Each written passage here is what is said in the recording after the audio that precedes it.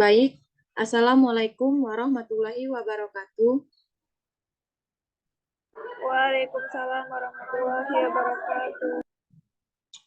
Yang terhormat kepada dosen pengampu mata kuliah perawatan bayi dan batita, Ibu Dr. Windy Dwi Andika MPD, dan Ibu Taruni Suningsi MPD. Di sini perkenalkan kami dari kelompok 4 akan mempresentasikan tugas diskusi kami yang berjudul Bimbingan Perawatan Anak Usia 1 sampai 2 tahun. Di sini izinkan saya memperkenalkan anggota kelompok saya.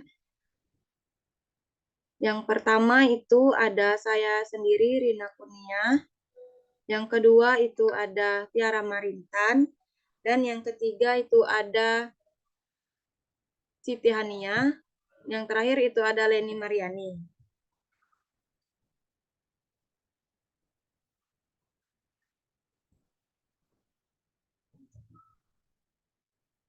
Di sini langsung saja materi yang pertama akan dijelaskan oleh Tiara Marintan kepada Leni Mariani. Kepada Leni, saya persilakan. Baiklah, terima kasih kepada moderator. Jadi, di sini saya akan menjelaskan mengenai perkembangan otak. Nah, perkembangan otak ini sangat penting karena dia menyangkut pada perkembangan fisik, kognitif, sosial, dan emosional individu. Nah, otak ini berfungsi untuk berpikir, mengontrol emosi, dan juga mengkoordinasikan aktivitas tubuh. Perkembangan otak merujuk pada proses pertumbuhan, diferensiasi, dan pematangan struktur otak seiring waktu. Nah, proses ini dimulai sejak janin berkembang dalam kandungan hingga masa dewasa. Nah, pada usia 1 sampai 2 tahun itu ada 2 tahap perkembangan otak. Yang pertama yaitu perkembangan otak masa janin. Nah, sejak kandungan ibu berusia 2 sampai 3 bulan, sel saraf otak janin itu sudah berkembang dan terus berlanjut hingga terbentuk berbagai struktur otak sampai sempurna menjelang kelahiran. Nah, perkembangan sel-sel otak dibentuk sejak 3 sampai 4 bulan di dalam kandungan ibu.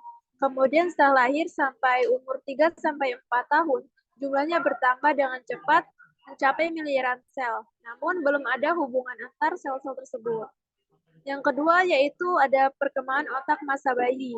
Nah, perkembangan otak masa bayi setelah dilahirkan itu rangkaiannya itu ada rangkaian penglihatan, bau, suara, sentuhan, bahasa, dan kontak mata itu membantu membentuk hubungan neural otak. Otak bayi menunggu pengalaman untuk menentukan bagaimana hubungan dibentuk. Pada saat bayi yang baru lahir sekitar 25% itu beratnya. Kemudian pada tahun kedua, otak bayi itu beratnya sekitar 75% dari otak dewasa.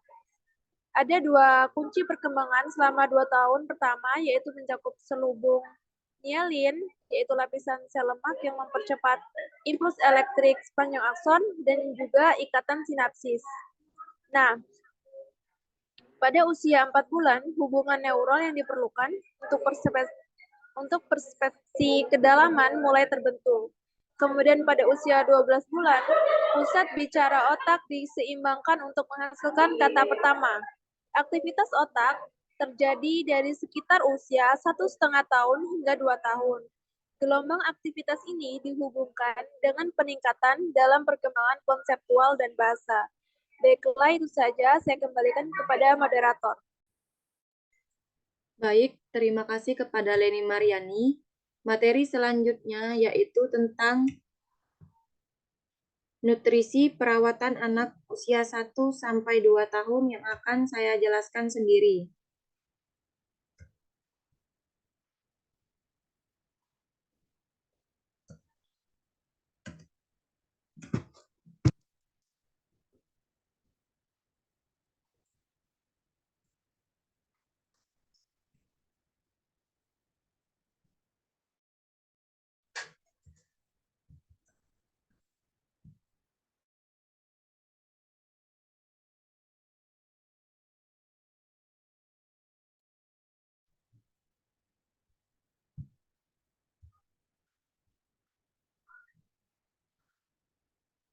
nutrisi perawatan anak usia dini, pemenuhan kebutuhan nutrisi sangat penting dalam membantu proses pertumbuhan dan perkembangan pada bayi. Dengan terpenuhinya kebutuhan nutrisi, maka bayi akan tumbuh sesuai usia tumbuh kembang dan meningkatkan kualitas hidupnya. Ada beberapa gizi dan nutrisi yang diperlukan anak, diantaranya yang pertama itu ada karbohidrat. Karbohidrat merupakan sumber energi yang tersedia dengan mudah di setiap makanan. Karbohidrat harus tersedia dalam jumlah cukup, sebab kekurangan karbohidrat sekitar 15%, kalori yang ada dapat menyebabkan kelaparan dan berat badan menurun. Yang kedua itu ada lemak. Lemak merupakan zat gizi berperan dalam pengangkut vitamin A, D, E, K yang larut dalam lemak. Lemak sebagai sumber energi, sebagai pelindung organ tubuh seperti pembuluh darah, saraf, terhadap suhu yang memberi rasa kenyang. Komponen lemak dalam tubuh harus cukup, sebab kekurangan lemak akan menyebabkan terjadinya perubahan kulit dan berat badan kurang. Yang ketiga itu ada protein. Protein untuk bayi sebaiknya yang bermutu tinggi. Kewajiban untuk memenuhi kebutuhan protein pada bayi biasanya merupakan salah satu masalah yang sulit selama sedang menyusui. Perhatikan sebaiknya anak diberikan pada mutu jumlah protein dan penggunaannya dalam menggunakan makanan tambahan. Seorang bayi memerlukan asam amino esensial per unit berat badan lebih banyak jika dibandingkan anak anak dan orang dewasa. Yang keempat itu ada mineral. Mineral merupakan kelompok mikro antara lain yang terdiri dari besi, kalsium, yodium, fluor, fosfor, kalium, natrium, dan klorida yang harus tersedia cukup dalam nutrisi bayi. Susu ibu atau susu sapi sangat sedikit mengandung besi, tetapi bayi yang baru lahir cukup bulan telah menimbun besi dalam tubuhnya selama dalam kandungan, sehingga bayi tersebut dapat mencukupi kebutuhan selama 3 bulan pertama. Terus yang terakhir itu ada vitamin. Vitamin adalah senyawa organik yang diperlukan dalam tubuh untuk pertumbuhan, perkembangan, dan pemeliharaan kesehatan. Vitamin bekerja sebagai katalisator yang turut dalam reaksi-reaksi enzim sehingga proses metabolisme normal. Vitamin larut dalam air adalah vitamin B1, B2, B12, dan vitamin C. Sedangkan vitamin yang larut dalam lemak adalah vitamin A, D, E, dan K. Vitamin B1 atau tiamin dapat diperoleh di antara lain dalam hati, daging, susu, padi, biji-bijian, dan kacang-kacangan. Jadi pemenuhan nutrisi pada perawatan anak usia dini itu sangat penting. Baik, untuk materi selanjutnya akan dijelaskan oleh Siti Hania. Kepada Siti Hania, saya persilakan. Baiklah, terima kasih kepada moderator. Jadi di sini saya akan menjelaskan mengenai pemberian nutrisi anak usia 1-2 tahun. Secara umum di negara berkembang, ibu memiliki peranan yang sangat penting dalam memilih dan menyiapkan sajian makanan untuk dikonsumsi keluarganya.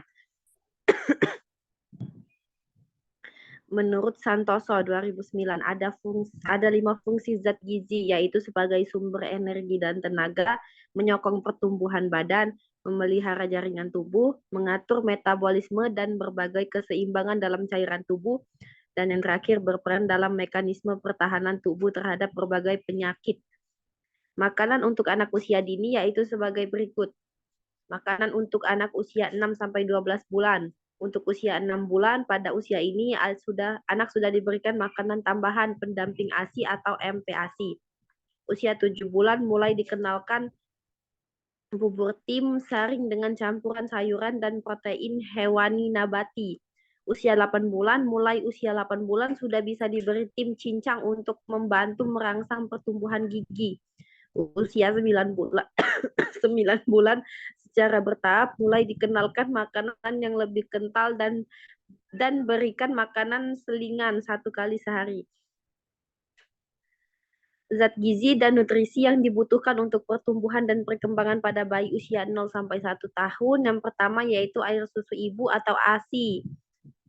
ASI air susu ibu mengandung semua zat gizi dalam susunan dan jumlah yang cukup untuk memenuhi kebutuhan gizi bayi sampai umur 3-4 bulan. Yang kedua, energi yang dibutuhkan lebih besar dari orang dewasa, yaitu sebanyak 100-120 kilokalori per kilogram berat badan. Yang keempat, protein.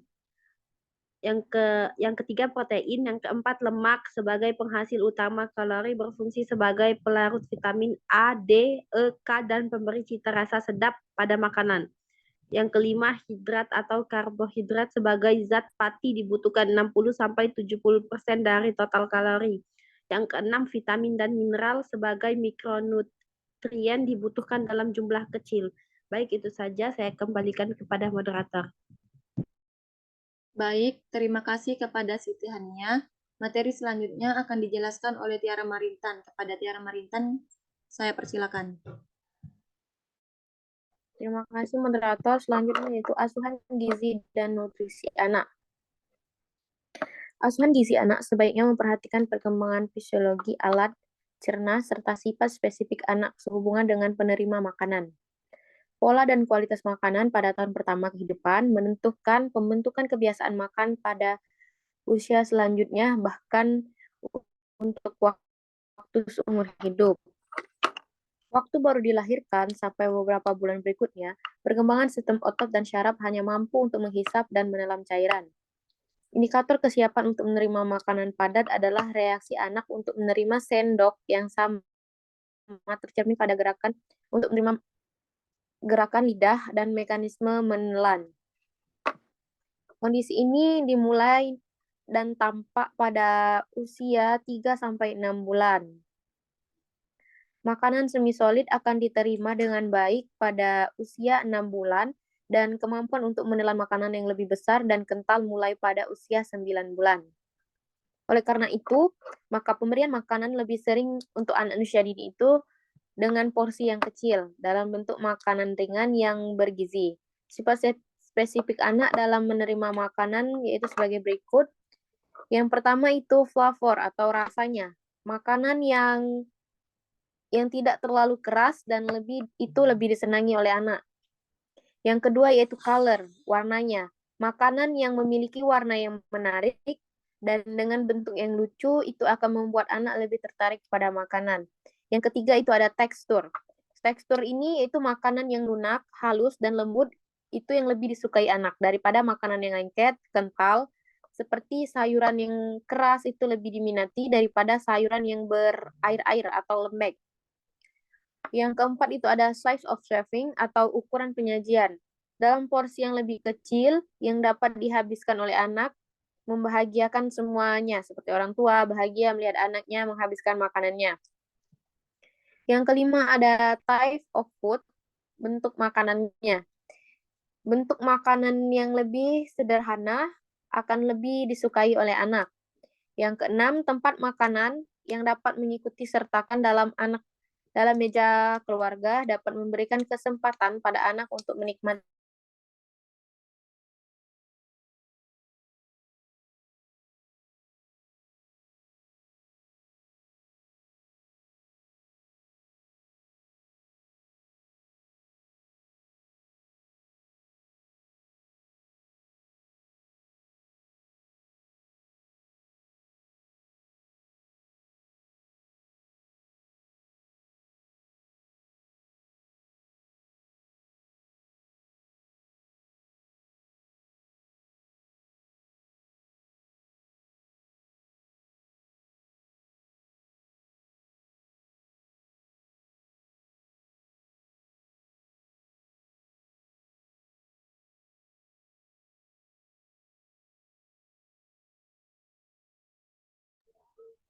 Baik, sepertinya Tiara Marintan terkendala sinyal. Selanjutnya itu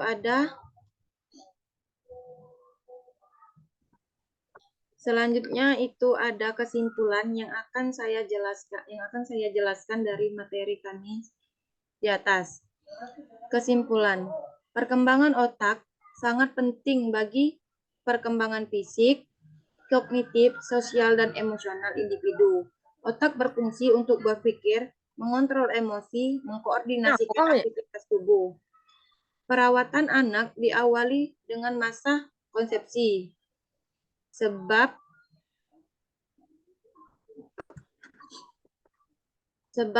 proses kelahiran masa bayi pada umur 0 sampai 2 tahun, masa kanak-kanak pada usia 2 sampai 6 tahun, dan masa anak-anak 6 sampai 12 tahun.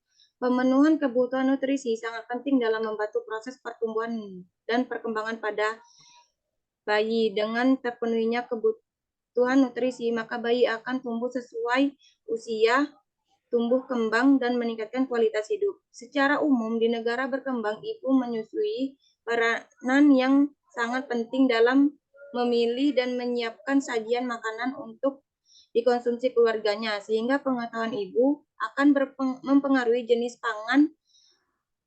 pangan pertama kehidupan menentukan pembentukan kebiasaan makanan pada usia selanjutnya, bahkan untuk seumur hidup. Mungkin itu saja presentasi dari kelompok kami. Untuk yang bertanya, silakan langsung melalui e-learning. Saya akhiri. Wassalamualaikum warahmatullahi wabarakatuh. Waalaikumsalam. Waalaikumsalam warahmatullahi wabarakatuh.